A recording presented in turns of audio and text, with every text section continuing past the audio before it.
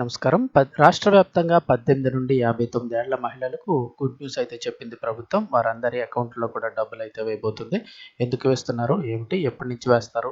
ఈ పథకం వివరాలైతే గనుక ఈ వీడియోలో తెలుసుకుందాము. ఆంధ్రప్రదేశ్‌లో 18 ఏళ్లు నిండిన మహిళలందరికీ కూడా శుభవార్త వచ్చేసింది. వారందరి ఖాతాలో కూడా 18,000 వేయబోతున్నారు.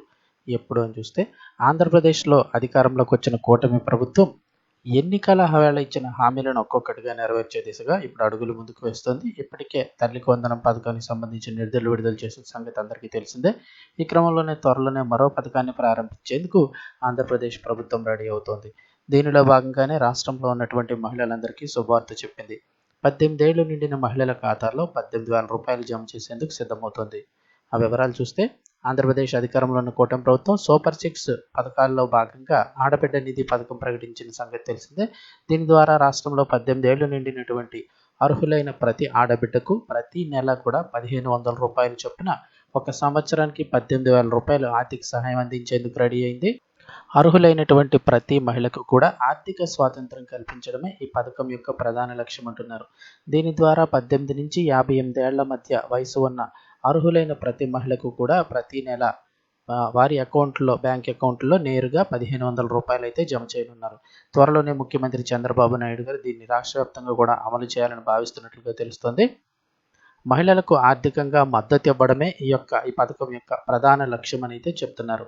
అంతేకాక వారి కుటుంబ ఆదాయాలను కూడా పెంచడం లక్ష్యంగా ఆడబిడ్డ నిధి పథకం తీసుకొచ్చింది చెప్తుంది కూటమి ప్రభుత్వం.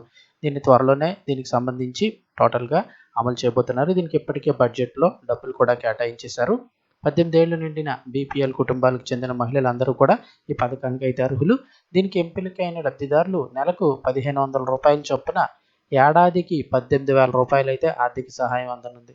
ఈ పథకం ద్వారా ఆర్థిక సహాయం పొందాలనుకున్న అర్హులైన లబ్ధిదారులందరూ కూడా ఆన్లైన్ ద్వారా లేదా మీ సేవా కేంద్రాల ద్వారా గ్రామ వార్డు సచివాలయాల ద్వారా కూడా మీరు ఈ పథకానికి అప్లై చేసుకోవచ్చు.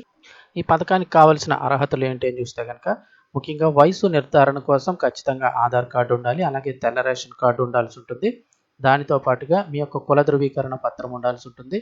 అంతేకాకుండా మీకు సంబంధించి బ్యాంక్ అకౌంట్ ఏదైతే ఉంటుందో పనిచేసే అంటే ఎటువంటి బ్యాంక్ అకౌంట్ హోల్డ్లోకి వెళ్ళిపోయిన బ్యాంకు ఖాతాలు కాకుండా ప్రజెంట్ వర్కింగ్లో ఉన్నటువంటి బ్యాంకు ఖాతాలు ఉండాల్సి ఉంటుంది.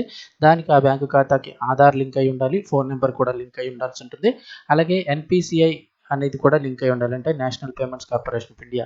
అంటే ఆన్లైన్ ద్వారా మీకు డబ్బులు పడే అవకాశం కూడా అందులో ఉండాల్సి ఉంటుంది. అది మీరు బ్యాంక్ వారికి చెప్తే చేసిస్తారు. ఎన్పిసిఐ అనే ఆప్షన్ కూడా ఎంపిక చేసిస్తారు బ్యాంక్ అకౌంట్కి. ఆ బ్యాంక్ అకౌంట్ మీరు ఇచ్చినట్లయితే కనుక మీకు ఈ పథకానికి సంబంధించిన డబ్బులు అయితే జమ కానున్నాయి. ఎందుకని చూస్తే ఇప్పటికే తల్లికి వందనం పథకం ఇంచుమించుగా ఎండింగ్కి వస్తుంది. కూటమి ప్రభుత్వం ఆడబిడ్డ పథకం అమలు కోసం 2024-25 బడ్జెట్లో మొత్తం 3,341 కోట్లు కేటాయించింది.